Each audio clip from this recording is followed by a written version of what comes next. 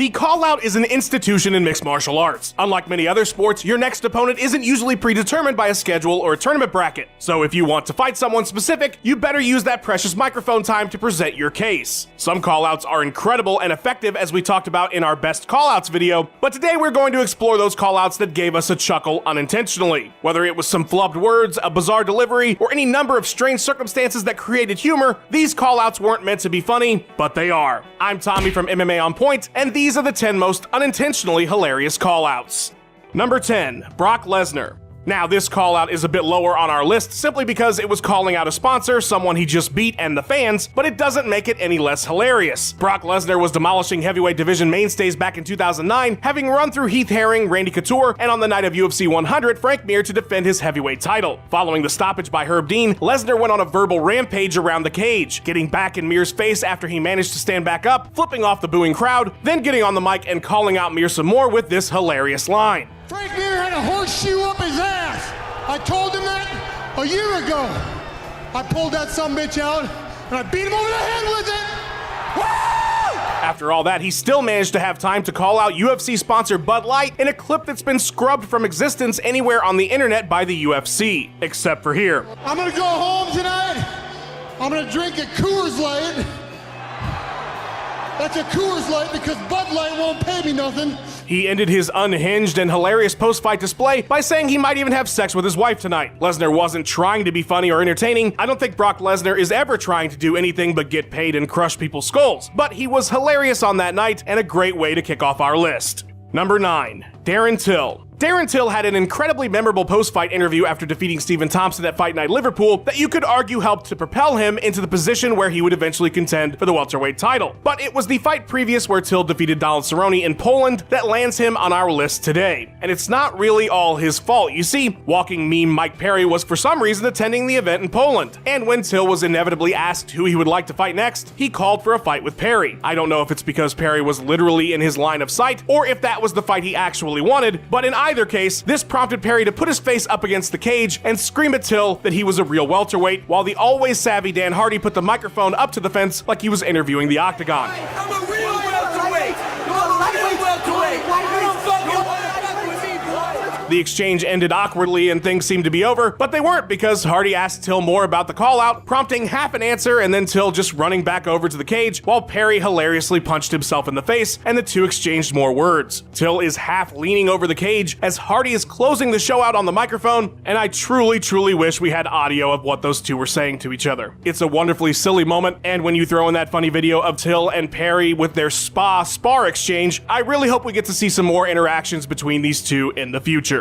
Number 8, Tony Ferguson. Comedy is often about repetition, and sometimes something can be repeated so often that it's unintentionally funny. Tony Ferguson has been calling out Conor McGregor quite a bit in the last year, and while a lot of what Tony says is fairly funny in an unintentional way, his two callouts of McGregor at UFC 216 and UFC 229 are of note, as he literally says the exact same thing both times. Where you at, McNuggets, you fucking piece of shit? I'm gonna kick your ass! The first time I heard the call out at UFC 216, it made me laugh because it was such a silly delivery, and of course his insistence on using McNuggets as a derogatory term. But imagine my surprise and my laughter when the exact same phrase was repeated in the exact same way when Tony won at UFC 229. Where you at, McNuggets, you fucking piece of shit? I'm gonna kick your ass!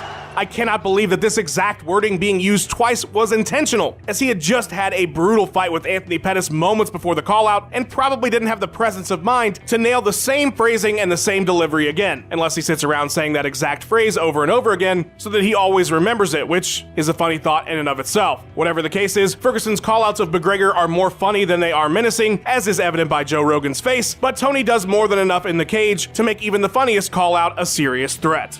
Number 7, George St. Pierre. Back in the early Zuffa days before dolly throwing and jumping the cage to fight Dylan Dennis, it was pretty common practice for contenders to step into the cage to talk a bit with the current champion to build hype for a possible future event. Some pretty great and awkward moments came from these forced callouts after fights, and no moment was greater or more awkward than when George St. Pierre stepped into the cage to confront Matt Hughes after his victory over BJ Penn at UFC 63. St. Pierre is one of the most polite fighters on the microphone and is not exactly known for his callouts or his trash talk, which is part of what makes this moment so funny. St. Pierre has been forced into this artificial verbal conflict just by the nature of what is expected in a post-fight call-out. And in his incredibly friendly manner, even reaching out to shake Hughes' hand, GSP laid this classic burn on the welterweight legend. I'm very glad you won that fight, Matt, but I'm not impressed by your performance, and I look forward to fight you in the near future. That's the nicest thing anyone could ever say when they are trying to be mean. The polite delivery and handshake are enough alone to make this a hilarious moment, but Hughes' equally polite and equally ineffective response when prompted by Joe Rogan adds a nice little cherry on top.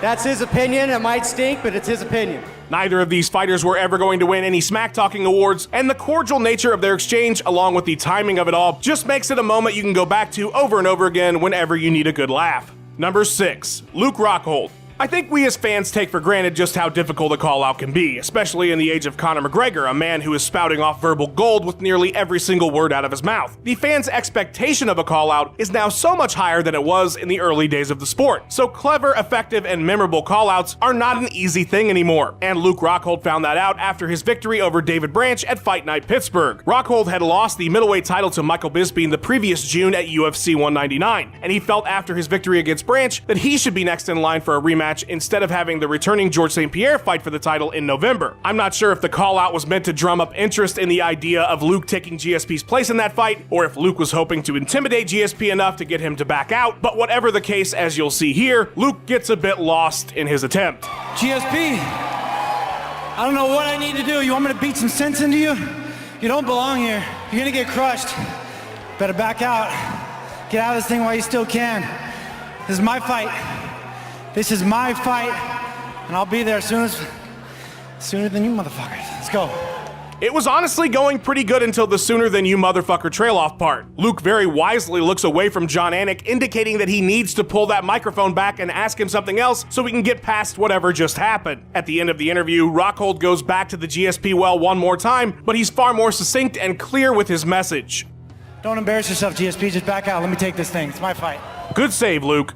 Number 5. Yoel Romero. The Michael Bisping middleweight era made for several unintentionally hilarious callouts, and our number 5 spot comes during UFC 205. To set the stage for you, Bisping had captured the title at UFC 199 from Luke Rockhold, and Yoel Romero had just nearly decapitated Chris Weidman to earn a number 1 contender spot. Bisping was working the event for Fox Sports that night as an analyst, giving him a unique vantage point to watch Romero's interview, which up to the point where things started to get funny, was pretty standard fare. Some genius producer at the UFC, though, must have informed Joe Rogan that Michael was signaling towards the cage. And then a split-screen camera was set up with Romero breaking from his native Spanish to say this to Bisping in English. I love you, man. You say something like this for me, and now I say you. I love you. See you soon, boy. The bizarre call-out is equal parts hilarious and terrifying for 1,000 reasons, as is often the case with Romero. But there's a bit of added humor with Bisping pantomiming sticking a steroid needle into his body while Yoel is speaking. Romero's call-out has become sort of a trademark for the Cuban fighter now on social media, and was imitated by pretty much the entire internet, but most famously Joe Rogan on his podcast. Michael Bisping, I love you. I love you, Michael. Let's hope we get a few more gems like this one from Yoel before he walks away from the sport. Number 4. Ben Rothwell. With the importance that has been put on callouts in the post-fight interview setting, it's not a horrible idea for a fighter to jot down some notes beforehand and make sure they get across what it is they want to say when the microphone gets put in front of their face. One such fighter who appeared to have done exactly that is Ben Rothwell at Fight Night New Orleans back in June of 2015. Ben hadn't lost a fight since January of 2013, and after defeating Matt Mitrione in impressive fashion in the first round, had his eyes set on the number 1 contender's position. Rothwell's words were measured, and it was clear he knew exactly what he wanted to say and the effect he wanted to have. Truth be told, it was a really strong promo, but he decided that he would end it like this. I don't have much left to say other than you have seen nothing yet. The laugh immediately falls into the so bad it's good category and didn't really hit the menacing mark so much as the hilarious one. But But what is even funnier is what happened immediately after. You can tell Rothwell intended for this to be his exit, but just like Dr. Evil and his henchmen laughing, eventually something has to happen, and right after he throws his hand into the air, Anik hits him with some more questions. You can tell that Rothwell is hesitant to get back on the microphone as he knows that was supposed to be his big send-off moment, but he's so polite he reluctantly continues the interview, and his strong finish was now lost somewhere in the middle. A handshake ends the exchange, but the unintentionally funny sequence that played out is forever. Number 3. Stephan Bonnar. Pro wrestling and mixed martial arts have always had some overlap. It's impossible to ignore. But if things go too far in that direction, you end up with our number 3 moment, which is this incredibly bizarre but unintentionally hilarious Stephan Bonnar call-out of Tito Ortiz at Bellator 123. Scott Coker brought both fighters into the cage to announce that they would be competing at Bellator 131 in November. Bonnar, a pro wrestling fan and sometimes a pro wrestler, appeared with a mysterious masked man standing beside him. Bonnar would go on to address the crowd and tell them that they were only fans of Tito Ortiz because they didn't know the type of person he really was. Bonnar's mystery guest was some ghost from Tito's past who he brought to prove his point about Ortiz being no good. The reveal is one of the biggest duds you'll ever see. Flushed him down the toilet like a turd.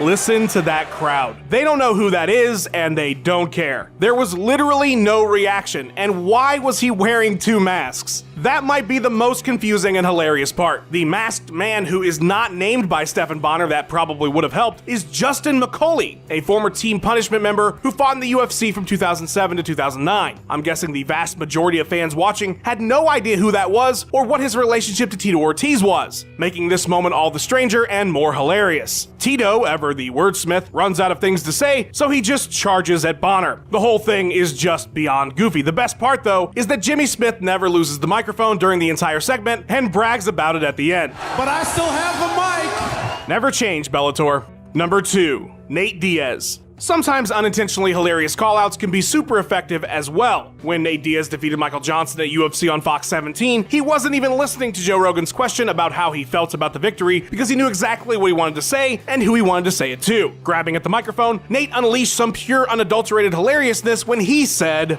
Fuck that. Conor McGregor, you're taking everything I work for, motherfucker. I'm gonna fight your fucking ass. You know what's the real fight, what's the real money fight is me, not these clowns that you already punked at the press conference. Don't no one want to see that, you know you beat them already. That's the easy fight. You want that real shit.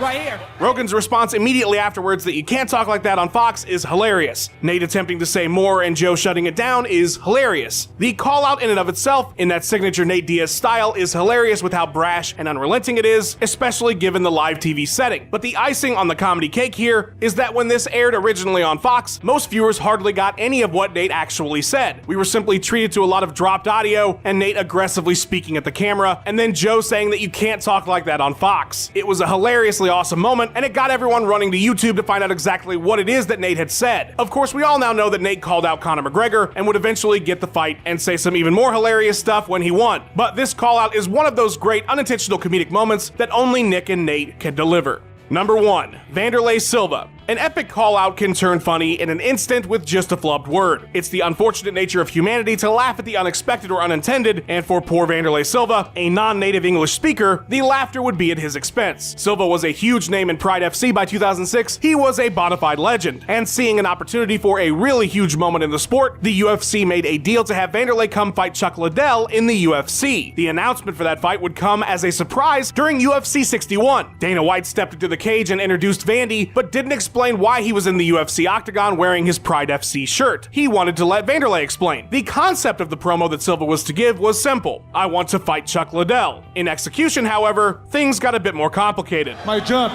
is a fight with the best fights in the world. For this, I'm coming here tonight because I want to fight with Chuck here. What makes it even funnier is that Vandy clearly had planned out to say fuck Chuck at the end, which he did, but he was so eager to get to that part of his call out that the word slipped into the earlier part of his promo. I want to fuck fight Chuck has gone down as one of those unintentionally hilarious moments in MMA that, like Pride FC, just never seems to die. It's juvenile humor, there's a bit of schadenfreude in there, but it's hard not to get a chuckle out of someone wanting to say fight and instead saying fuck. I mean, fuck on its own is a funny word, and when someone says it on accident, it's even funnier. Considering the fact that this proposed event fell apart and never happened, it's really all fans have held on to as it relates to this entire attempt to make that fight at that time. Poor Vandy. Fuck, Chuck, Thanks for watching. Please give us a like and subscribe. We've got 3 new videos or more for you every single week. Were there any callouts you found hilarious that we didn't mention? Let us know in the comments below. Huge shout out to Tomas Welsh for editing this video together. Follow him at Big Beat Visual on Instagram. Follow On Point MMA on Twitter. And have yourself a wonderful day. We've been seeing boxing and mixed martial arts cross paths more and more. And Floyd even joined the latest Rise New Year's Eve card for an exhibition boxing match